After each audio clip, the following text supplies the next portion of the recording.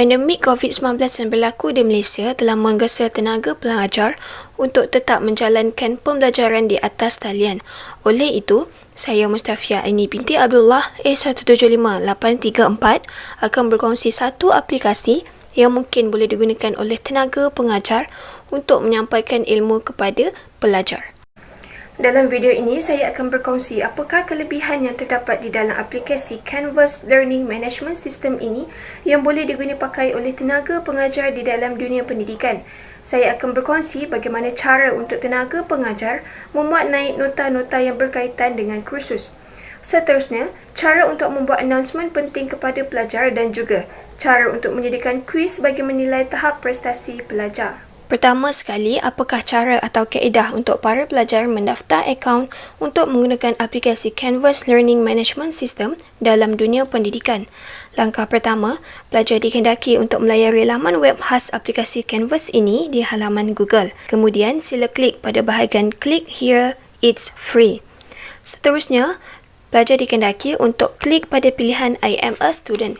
Langkah keempat, pelajar perlu mengisi maklumat yang diperlukan seperti nama, username, password dan juga email. Dan seterusnya, pelajar sekiranya bersetuju dengan terma dan syarat yang ditetapkan, sila klik pada Agree Statement yang tertera di halaman. Langkah terakhir, sila isi maklumat seperti nama, username dan password. Kemudian, sila tekan kepada Start Learning dan aplikasi Canvas ini telah lengkap untuk digunakan.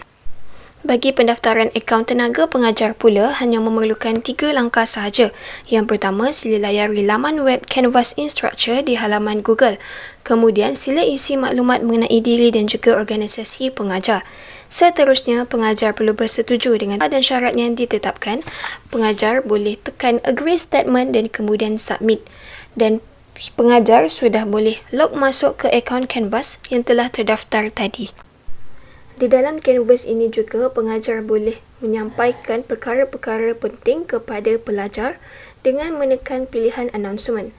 Langkah kedua, pengajar perlu tekan Add Announcement, kemudian memasukkan tajuk announcement anda, kemudian memasukkan data-data penting yang ingin disampaikan oleh pelajar. Pada langkah Select Section, pengajar boleh menekan Post Up iaitu Publish announcement anda supaya pelajar dapat melihat announcement tersebut.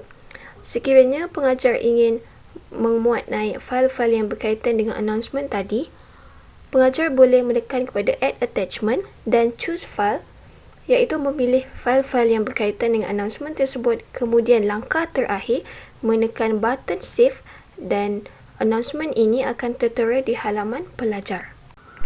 Kemudian saya akan menerangkan bagaimana pengajar ingin memuat naik modul di halaman Canvas.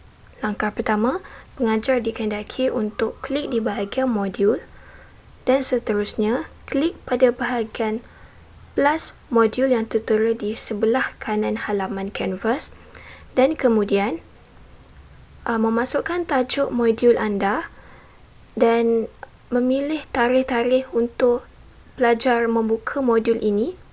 Seterusnya, sila klik pada Adding Content to a Module iaitu yang bertanda plus, kemudian Add Item dan langkah terakhir iaitu sila klik pada button Publish supaya pengajar dapat melihat modul ini di halaman Canvas mereka. Di aplikasi Canvas ini juga, tenaga pengajar boleh memuat naik tugasan-tugasan seperti quizzes.